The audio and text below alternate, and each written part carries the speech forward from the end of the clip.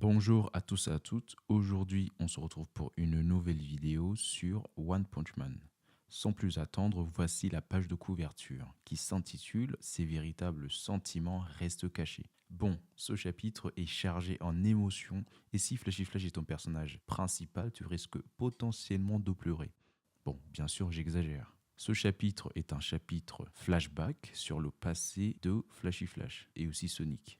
Bien qu'il soit court avec seulement 19 pages, ce chapitre nous en dit beaucoup.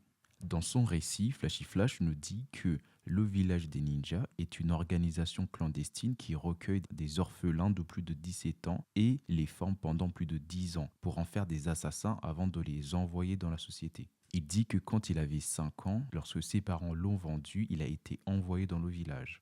Il enchaîne en disant qu'il était impossible de s'échapper de l'établissement avant d'avoir terminé toutes les étapes de la formation et obtenu l'autorisation de sortir. Il dit que les cicatrices et les punitions pour tentative d'évasion ratée sont encore visibles aujourd'hui.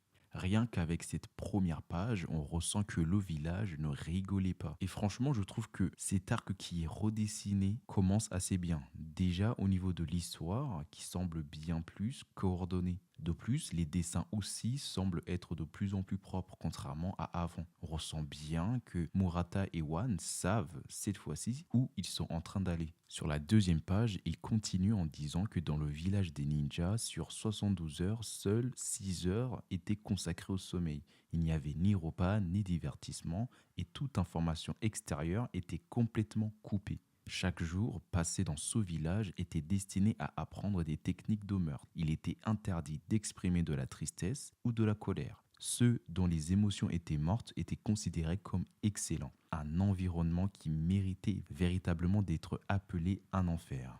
L'histoire se poursuit avec une scène dans le passé. Il y a un instructeur qui demande aux élèves de ne pas craindre la douleur et que les larmes troublent la vision. Il insiste sur le fait qu'ils doivent apprendre à retenir leurs larmes. Il continue en leur demandant de ne surtout pas faire ami-ami et qu'ils doivent se considérer non pas comme des amis, mais comme des camarades avec qui il faut apprendre des techniques de meurtre. Après l'obtention de votre diplôme, si vous vous rencontrez sur le terrain, ce sera une relation de mort entre vous. Si vous montrez la moindre faille, maintenant, considérez que vous serez poignardé. Le groupe 1 peut se reposer, le groupe 2 aura un cours théorique, le groupe 3 et 4 s'entraîneront au combat, au couteau, et le groupe 5, qui n'a toujours pas surmonté sa faiblesse mentale, aura un entraînement en combat à main nue dans les marais, avec des instructeurs qui se relaient pendant 3 heures. Sur la page qui suit, on reprend la narration de Flashy Flash qui dit que ceux qui obtiennent de mauvais résultats sont soumis à un programme d'entraînement encore plus brutal. On nous pousse jusqu'à nos limites mais sans jamais nous briser. Pour le village, nous sommes des marchandises précieuses. À un moment donné, j'ai pris l'habitude de jouer le rôle du raté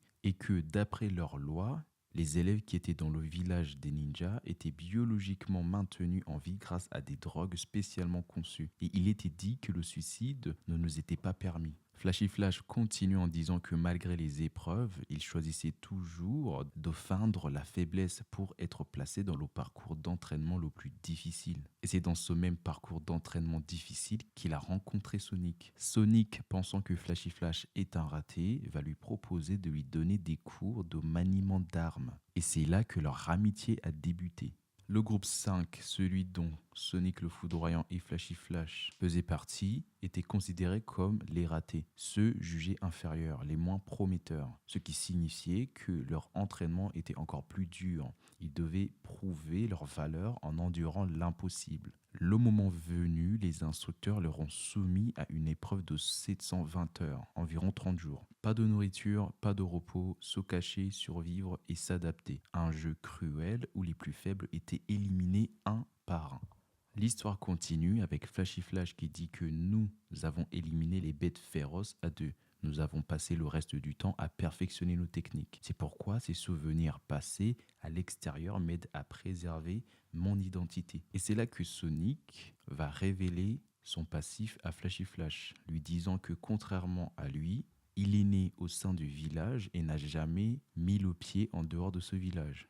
Sonic révèle lui aussi à son tour qu'il fait exprès d'être un raté, en disant que les instructeurs le considèrent comme un échec, mais qu'ils ont tort. À la page qui suit, Sonic dit ceci. J'ai un rêve pour l'avenir. Détruire ce système pour y devenir l'un des plus hauts dirigeants du village des ninjas et prendre le contrôle de l'organisation. Et offrir aux orphelins qui ont connu la même souffrance que nous un environnement où ils pourront grandir librement. Les techniques d'assassinat ne servent qu'à tuer des gens et ne sont d'aucune utilité. À mes yeux, ce qui a vraiment du sens, c'est le pouvoir de vivre sa propre vie en toute liberté. Les années ont passé, Flashy Flash est devenu le numéro un, le meilleur, l'élève que personne ne pouvait surpasser. Mais dans son cœur, le feu ne s'était jamais éteint. Puis le jour de l'examen est arrivé. Flashy Flash a attendu, observé, puis il a frappé. Les instructeurs, les dirigeants, les autres élèves, tous éliminés, pas un seul survivant.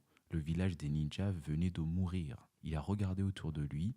Il avait réussi. Mais quelque chose clochait. Sonic n'était pas là. Sonic était alité, cloué au lit par la maladie. Il n'a donc jamais vu mon dernier moment, dit Flashy Flash. Il continue. Quelque temps plus tard, j'ai entendu parler de la création de l'association des héros. Je suis alors devenu un héros professionnel et j'ai commencé à exercer ma force. Sonic le foudroyant a fini par perdre la voix qui lui permettait un jour de réaliser son rêve. Lâché brusquement dans le monde extérieur, il n'a jamais trouvé comment y survivre. Cherchant à marcher pour ses techniques d'assassinat, il semblait se débrouiller avec de petits boulots. Ça fait un bon moment depuis tout ça, dit Flashy Flash. Je ne pensais pas qu'il serait encore en vie. Retour au présent, une petite pièce banale, Saitama assis en tailleur les fixe. Pourquoi vous êtes entré chez moi sans permission demande-t-il, l'air blasé. Flashy Flash impassible, un maître doit raconter son passé à son disciple. Et c'est là que Genos intervient.